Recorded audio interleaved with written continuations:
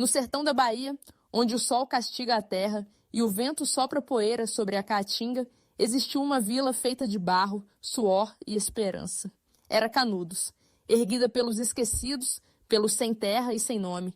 Gente que transformou a miséria em comunidade e construiu liberdade onde antes só havia solidão.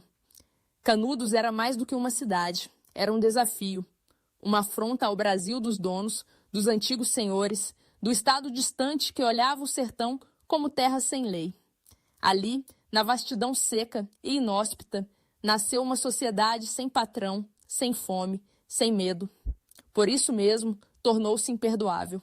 No final do século XIX, o Brasil vivia tempos de mudança e incerteza. A monarquia caíra de podre, e a república se proclamava moderna, talvez até civilizada para quem via de longe. A abolição da escravidão, apenas alguns anos antes, parecia promessa de tempos melhores. Mas os sertões do Nordeste continuavam imunes às leis da cidade. Ali, liberdade era só palavra bonita. A vida se fazia na dureza da terra seca, no latifúndio que repartia a riqueza entre poucos e deixava os muitos à margem da existência. Fome, doença, abandono. Entre a seca e o chicote dos coronéis, o sertanejo era um povo esquecido, que vez ou outra lembrava do seu direito de resistir. Foi nesse vazio, entre o abandono do Estado e a opressão dos poderosos, que surgiram messias.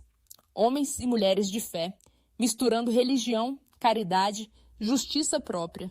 Mas se destacou Antônio Conselheiro, visionário, peregrino e profeta. Ele andou pelo Brasil profundo, pregando que o reino de Deus seria feito aqui mesmo, na terra da desigualdade. Ganhou seguidores porque oferecia o que faltava ao povo, consolo e esperança. E mais do que isso, uma saída possível. Em 1893, nas margens do Vaza Barry, Antônio Conselheiro fundou Canudos, um arraial para quem nada tinha além da fé. Era uma terra de promessa para os rejeitados, abrigo para retirantes, órfãos do poder e da seca.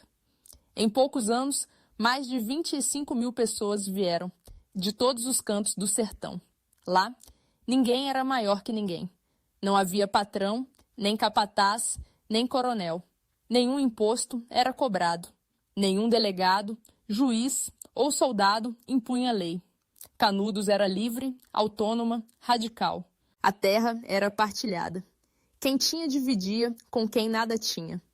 Famílias se reuniam para enfrentar a seca e o trabalho, distribuído conforme a necessidade de todos. O alimento era garantido, não pelo lucro ou pelo comércio, mas pela solidariedade. Quem precisava, recebia. Quem podia, oferecia. A fé era o cimento dessa construção coletiva. Era esperança, disciplina, identidade. O Estado existia do lado de fora, ausente e indiferente. Canudos não era uma rebelião no sentido clássico. Não formou exército para tomar cidades. Não tinha armas modernas. Sua ameaça era outra. Mostrava, na prática, que era possível viver sem Estado, sem donos, sem a ordem desigual da República. Canudos era, ironicamente, a República dos deserdados, dos pobres, dos marginalizados. Era o sertão superando o abandono.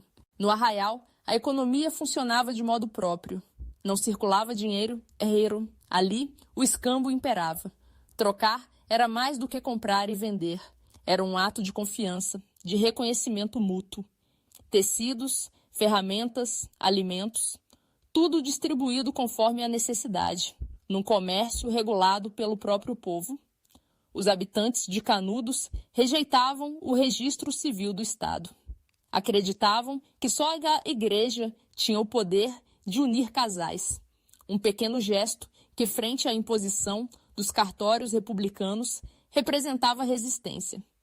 Também não aceitavam o alistamento militar obrigatório, imposto pelo novo governo central, pois viam na guerra apenas sangue, sofrimento e injustiça para o povo pobre.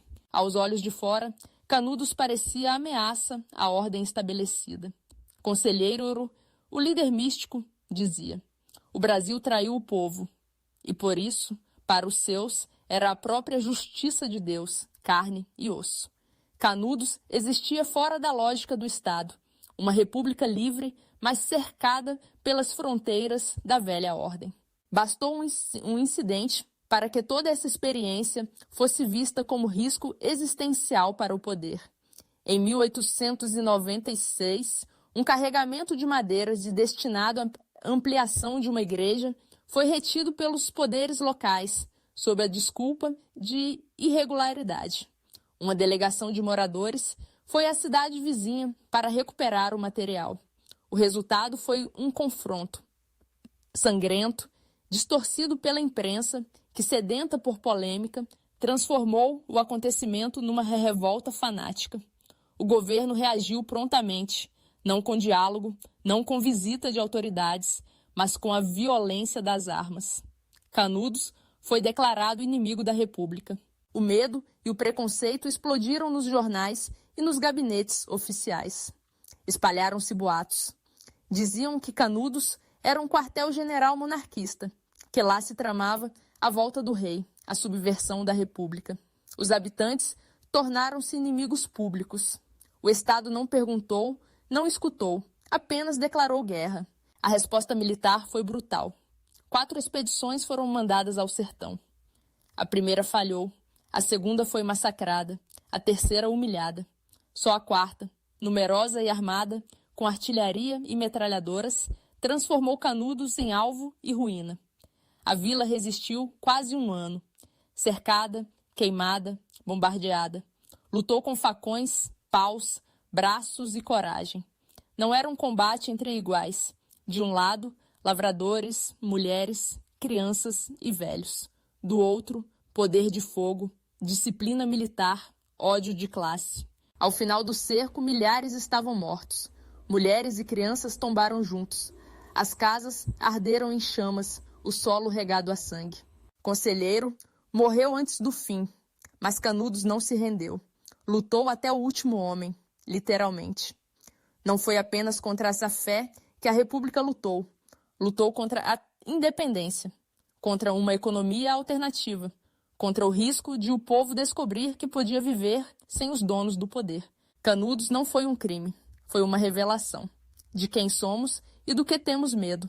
Canudos vive em cada favela que resiste, em cada comunidade que se organiza, em cada povo que se levanta.